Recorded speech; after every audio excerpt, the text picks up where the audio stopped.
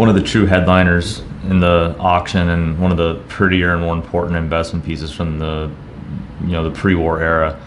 At the turn of the century, trading cards were really starting to take flight, and certainly there's a few brands which really became the flagship of trading cards. Certainly the T206 set there, which was issued between 1909 and 1911. It's the Crown Champ. It's the beast of 500 different cards. One of the most beautiful issues ever made. It wouldn't be until the Cracker Jack issue would come out a few years later that we would really have a competitor for the most beautiful pre-war issue of all time. It's anyone's debate how to depict it, but I don't know if there's anything more iconic than a 1915 Cracker Jack. Certainly from that issue, there's a couple immortals at the top of the list. It's what you have here: Joe Jackson, Shoeless Joe Jackson, obviously as his nickname. This is one of these iconic issues, made famous most notably from Field of Dreams.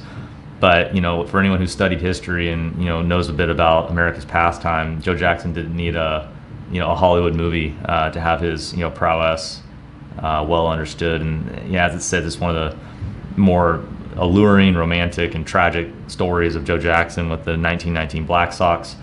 A scandal that he got wrapped up in that he's largely regarded as not having really been a participant in, and generally regarded as a victim. But one of the most talented baseball players of all time, put up numbers that were certainly in that upper echelon of Hall of Fame caliber status. His career was cut wildly short, and as the story goes, all he ever wanted to do was play baseball. Just a true piece of history, absolutely iconic, and it's one of the more exciting trading cards that exist in the world today. Awarded an 8.5, by SGC, obviously setting this off as a completely packed, fresh, and beautiful example.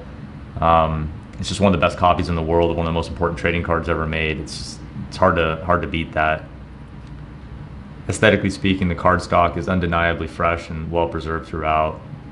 Microscopic little bits of wear to the extreme periphery perhaps, but they don't get a whole lot better than this. And certainly when we look at all the Joe Jacksons we've touched over the years, this is in the upper echelon, perhaps the best copy we've ever sold.